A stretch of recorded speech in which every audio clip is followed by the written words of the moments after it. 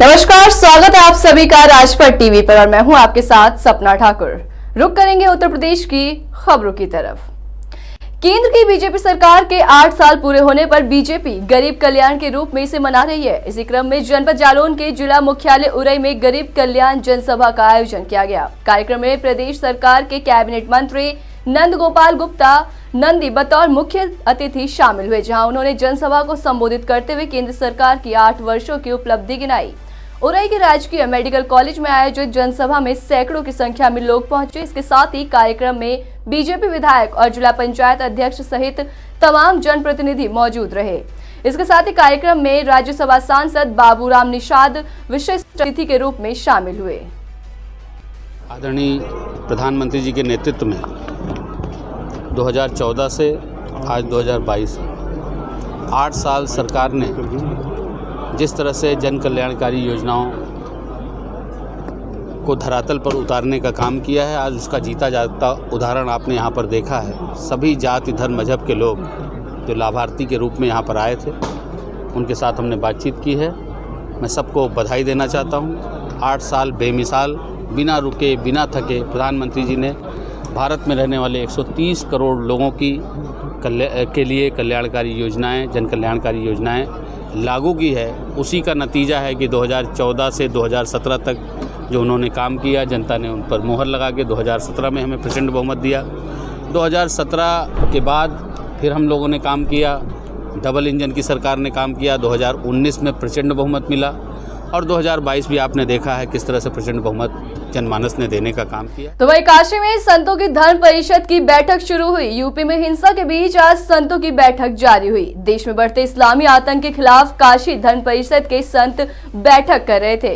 बैठक में जुमे की नमाज के बाद पत्थरबाजी और देश में बढ़ते इस्लामी आतंक को लेकर संत प्रस्ताव पारित कर सकते हैं। बैठक में हिंदू धर्म के बड़े संत और धर्माचार्य ने हिस्सा लिया। बैठक की अध्यक्षता धर्म परिषद के अध्यक्ष और पातालपुरी मठ के पीठाधीश्वर महंत बालक दास महाराज कर रहे हैं। मुद्दा यह है कि जिस प्रकार से अराजकता फैलाई जा रही है और अशांत देश को करने की कोशिश की जा रही है नूपुर शर्मा के बहाने, तो यह संत समाज चिंतित रहा और देश जब जब अशांत की ओर बढ़ता है तो संत समाज चिंतित होता है।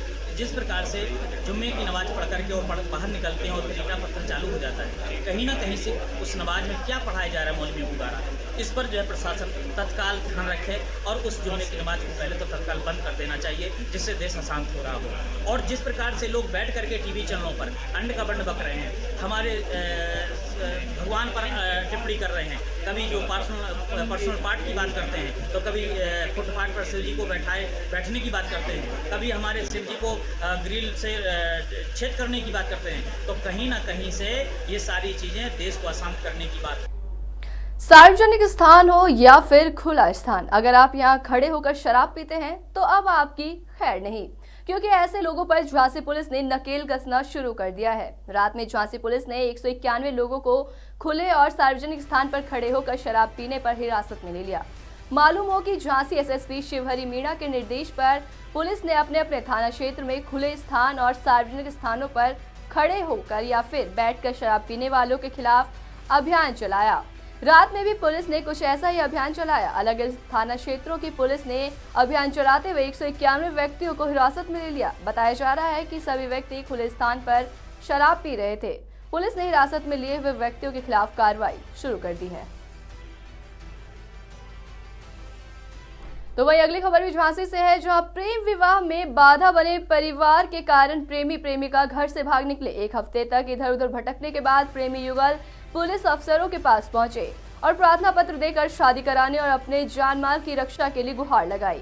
जिले के ग्राम बीजना में रहने वाला सत्येंद्र और गोधरा गांव में रहने वाली उमा वशिष्ठ पुलिस अधीक्षक के कार्यालय में पहुंचे। दोनों ने दिए गए प्रार्थना पत्र में यह अवगत कराया कि वे दोनों एक दूसरे से प्यार करते हैं और शादी करना चाहते हैं, लेकिन परिवार के लोग इस शादी के खिलाफ हैं और दोनों को तरह तरह की धमकियां दे रहे हैं। इससे परेशान होकर 4 जून को दोनों ही अपने घर से फरार हो गए। तो वहीं दिए गए प्रार्थना पत्र में दोनों युगल जोड़ी ने विवाह कराने और जान माल की रक्षा की गुहार लगाई।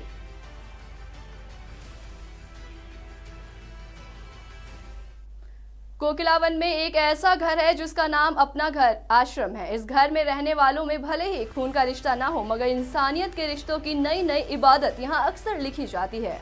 जिनका कोई नहीं होता, जो भटकते हैं।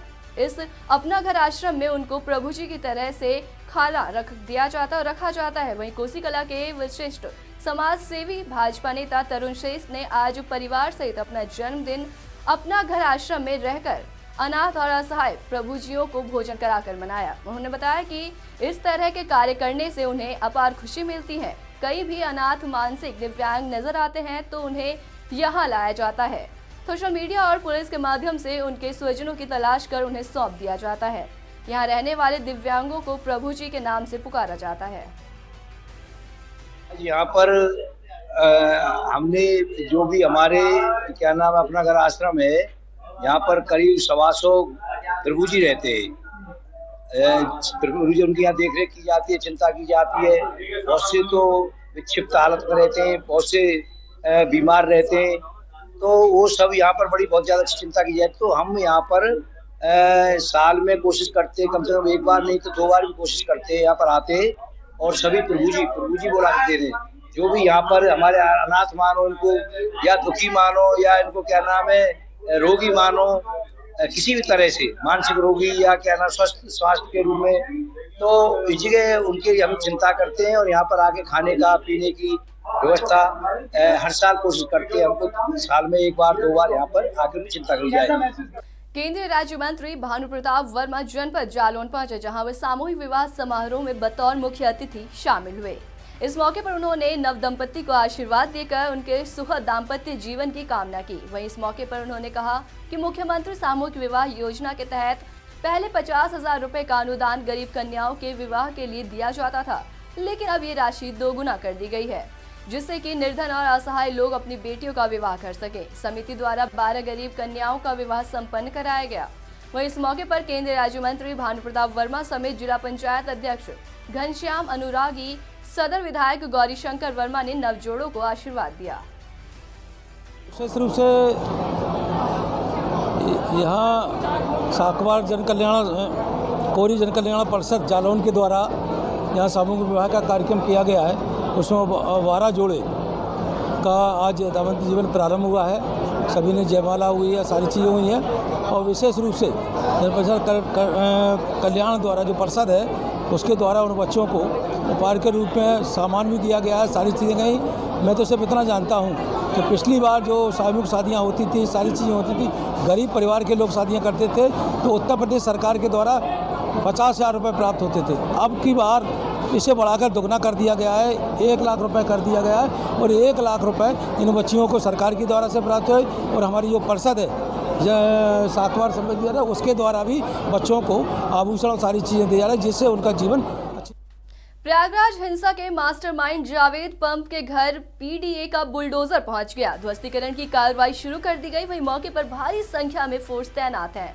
जुमे की नमाज के बाद प्रयागराज में हिंसा फैलाने के मास्टरमाइंड जावेद पंप के घर पर रविवार को बुलडोजर चलाया गया। उसके घर पर भारी भरजमा हो गया और वहीं पीडीए ने उसे मकान खाली करने के लिए रविवार सुबह 11 बजे तक का समय दिया था, जिसकी समय सीमा खत्म हो गई है। इसके बाद उसका घर ध्वस्त करने की कार्रवाई भी कर दी गई। मौके पर भारी फोर्स भी तैनात रही।